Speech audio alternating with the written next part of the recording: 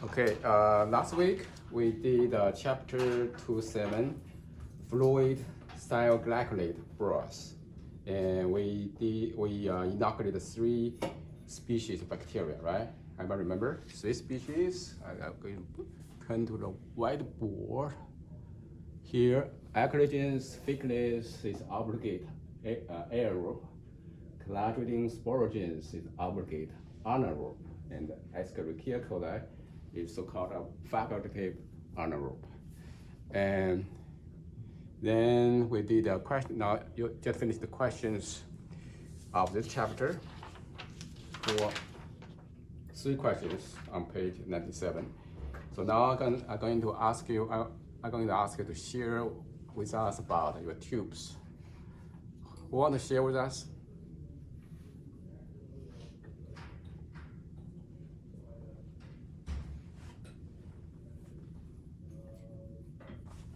Please. Yes.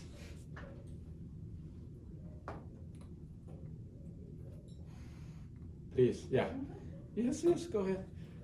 You want to share what about tubes and for discussion?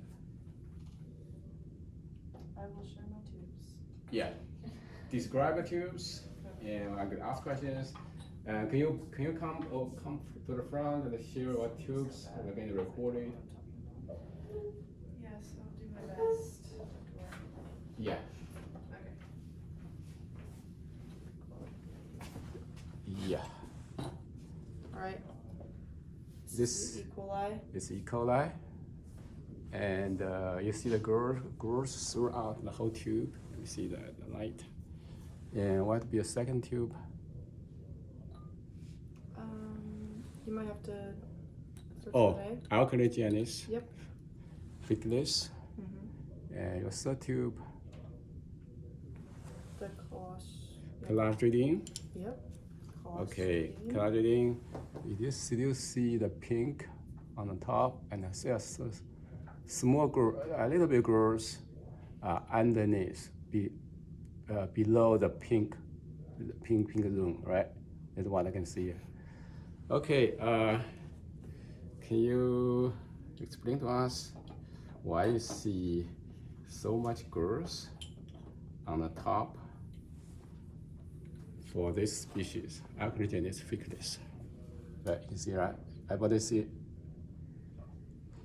any explanation? Yeah, no. Let's see. I'm gonna go back to my desk. Okay, yeah. Yes. And then maybe Yes. I can answer your question. So, let's see. For this one.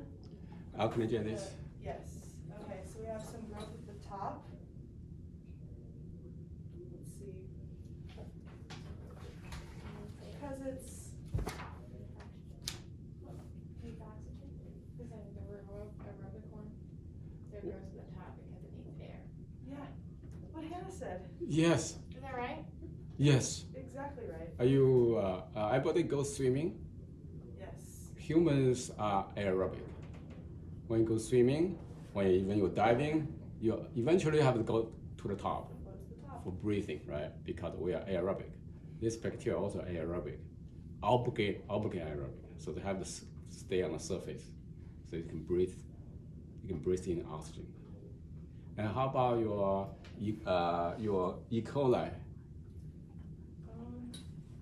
This one has like growth throughout. Yeah. Any explanation?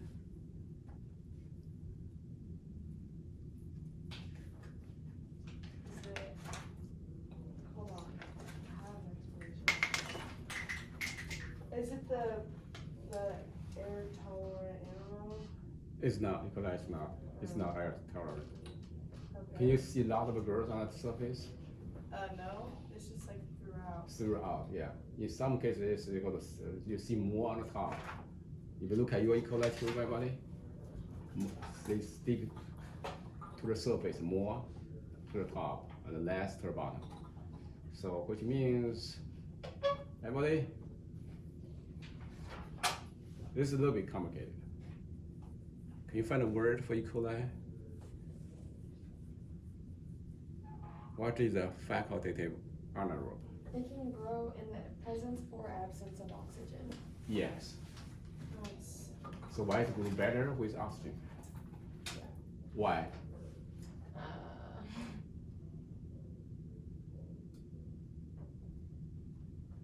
I don't know.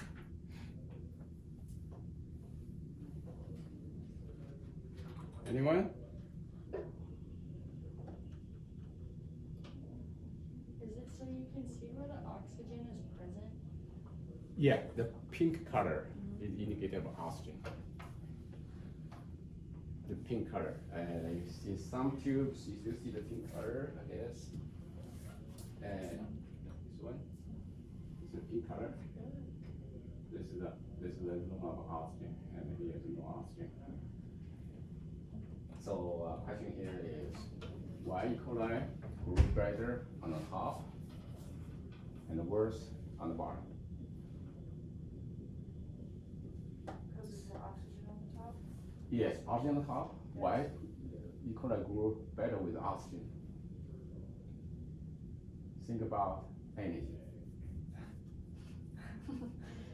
Energy production.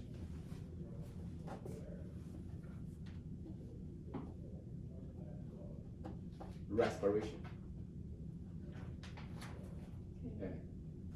And ATP production. It needs the oxygen to grow.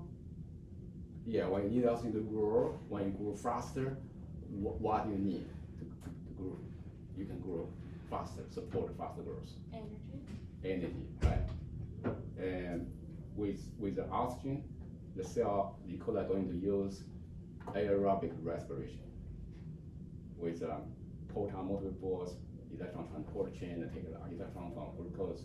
Eventually, electron will go to the oxygen, and they have water produced, and a lot of ATP produced with air, with this aerobic respiration. So while ATP produced, a lot of ATP produced, and E. coli can grow a lot faster. Without oxygen, what happened to E. coli? It still grows, but just at a slower rate. Yeah. Can you explain the reasons behind the slower growth in the absence of oxygen? Well,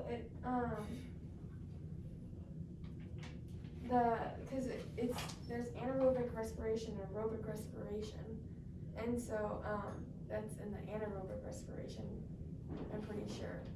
Yes. And I think that's just slower. I don't know necessarily exactly why, but I think it's just slower because it doesn't have the oxygen to keep it. I don't know. So we talk about aerobic respiration. Yes. They produce a lot of ATP that support faster growth. Without oxygen, there's no air, and there's anaerobic respiration and fermentation. So why E. coli grows slower, at a slower or lower growth rate without oxygen? Because it doesn't have enough energy? Yes. With fermentation and anaerobic respiration, ATP, the number of ATP produced is a lot less than aerobic respiration. That's why it grows slower at a slow rate. How about your Clostridium? So for Clostridium, this is one of the tubes you pretty much grows. You want to see where that's come from? Yeah. So yeah, I'm going to show the picture here. This is the Clostridium, and on the zone, the pink zone showing indication showing the oxygen on the top, and below the pink zone will be anaerobic condition, and the growth, and the species is a Clostridium sporogen. Okay, I'm right. Now it's your turn to explain to us why Clostridium stick to the bottom below the pink zone. You may go back and sit down, be comfortable, don't be nervous, and you have so many friends to help you, so there's no.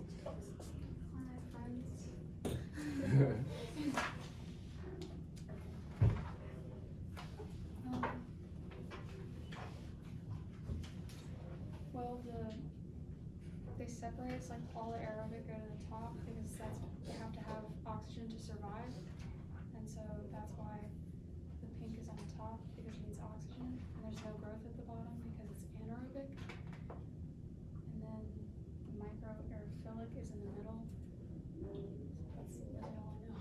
So Clostridium sporogen is the obligate anaerobic. Yes. And so that's why they stay away from oxygen and It goes to the on bottom. to the lower part of the tube. Yes.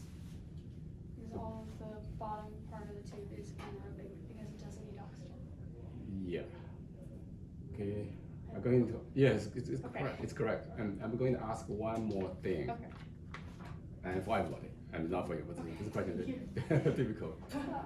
Why Clostridium cannot grow on the top? Because oxygen is lethal to it. Yes, oxygen is lethal. Can you put a more little bit specific? How lethal? Well, it's an obligate anaerobe, so it like prospers better with no oxygen. So since there's even the tiniest bit of oxygen in our tube, it won't grow at all. Because it depends on like the medium. Can you explain to us what oxygen does to this species? Well, I think it kills it. Does it? I don't know. Yeah, yes, kill Okay. it. Can you explain how oxygen kills it? I don't know.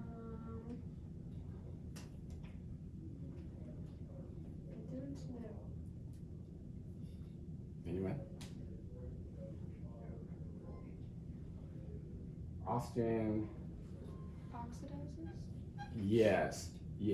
Oxygen has some good story and bad story about oxygen, right? Everybody, we all, humans are aerobic, and we use oxygen for our respiration. But the side products of oxygen is oxidative damage. It damage DNA, damage membrane, and so cause cancer and aging. And for this species, they don't have an enzyme to clear up all these toxic side products from oxygen respiration. So eventually, these toxic chemicals eventually accumulate and kill the cells. That makes sense, everybody? And now again, I want 3 tubes. 3 tubes. I want from your girls here. I want to make a final recording.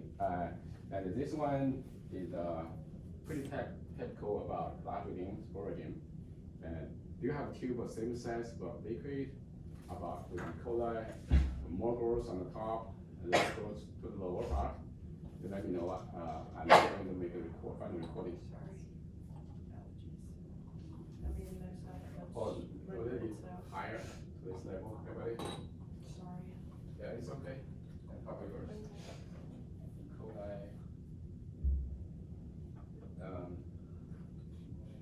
You. I didn't even know this was here.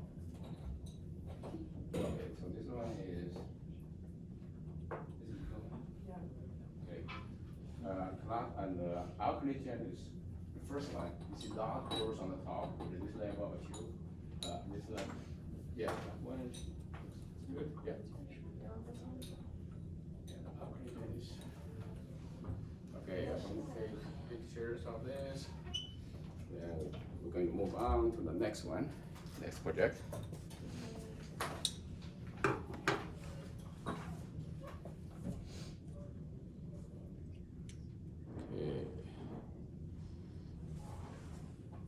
Okay, this is the best tube we got here for this class, and this one is Clostridium sporogen, and this one Alcaligenes faecalis, and this is the E. coli. Okay, see the difference? Okay, thank you for. Okay, now give a hand for all speakers, presenters. Okay, today we're going to do this thing. We're going to keep the same topic about the effect of oxygen on growth, and we're going to test the 3 species under 3 different conditions. Okay, and here, this is what we are going to do today. So each of you, we have three nutrient agar, and so I want you to divide in the 3 portions on each of plates.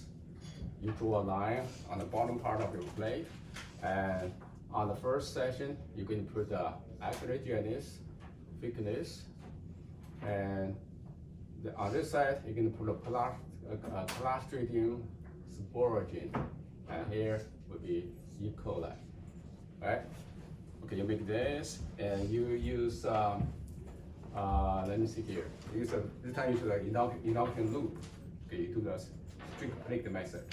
You don't need to follow exactly. You just flame your loop, cool it down, and you can make a streaking. Okay, streaking right away without any flaming in between. You go streaking all the way down, but don't cross the line. So that will avoid cross contamination. So this is your first plate. First plate, you label the aerobic. You put air, and you can make a second plate same way, and the third plate in the same fashion. And the second plate, you're going to put in an anaerobic jar. Anaerobic jar.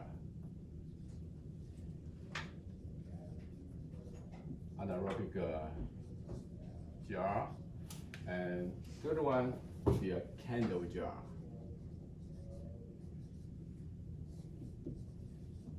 Okay. And the easy way to do this, I'm going to show you